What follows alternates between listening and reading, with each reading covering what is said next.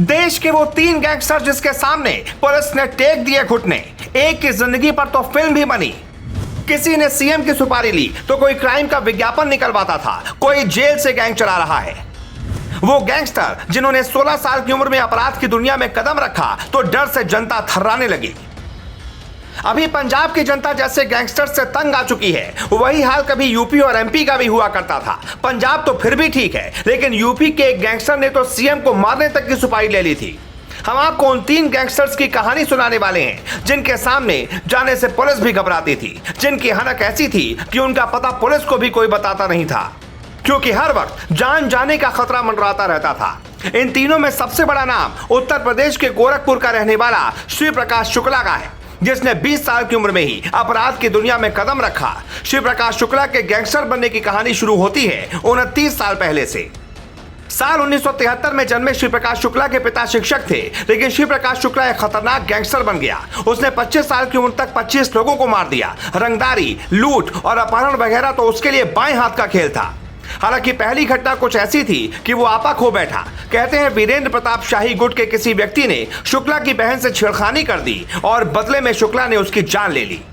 उस वक्त ये कोई छोटी मोटी बात नहीं थी। आनन फानन में वो बैंकॉक भाग गया। 4 महीने तक पुलिस उसे जेल में डालने के लिए ढूंढती रही, जबकि हरिशंकर तिवारी उसे शाबाशी देना चाहते थे क्योंकि शुक्ला ने विरोधी गुट के आदमी को मारा था।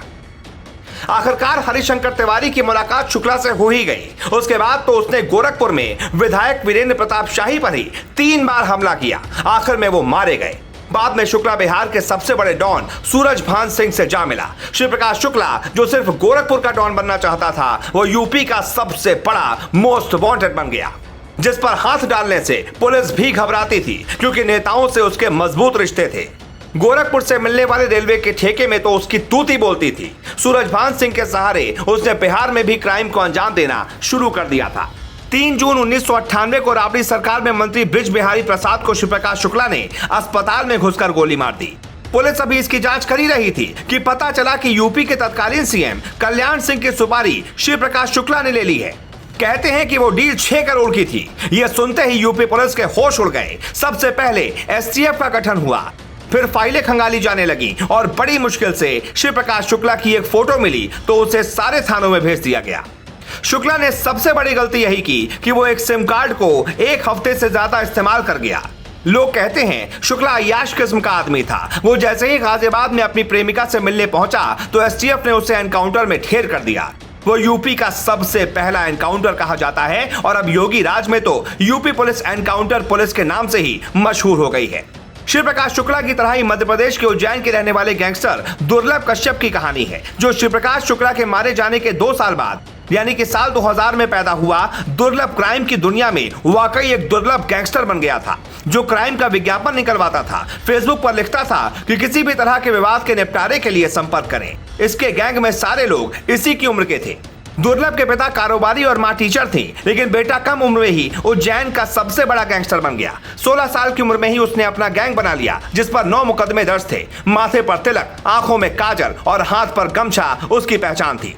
साल 2018 में उसके गैंग का पर्दाफाश हुआ तो पुलिस ने पकड़कर दर्जनों लोगों को जेल में डाल दिया। कोरोना के दौरान बाकी कैदियों के साथ जब ये भी जेल से छूटा तो वो उसकी जिंदगी का आखिरी दौर था।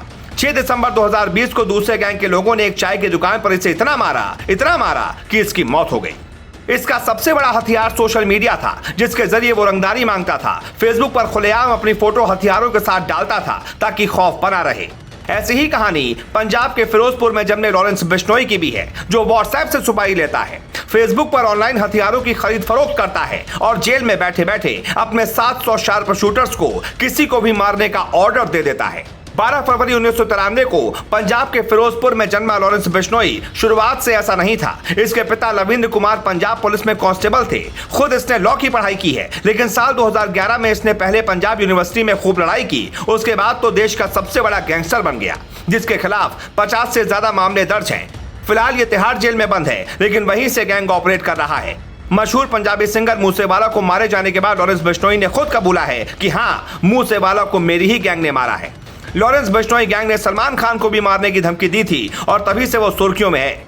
ये वो गैंगस्टर हैं जिन्हें ना तो पुलिस का डर है और ना ही कानून का, लेकिन जान का डर इन्हें भी सताता है और अब लॉरेंस बिश्नोई को भी एनकाउंटर का डर सताने लगा है। Bureau report, global Bharat.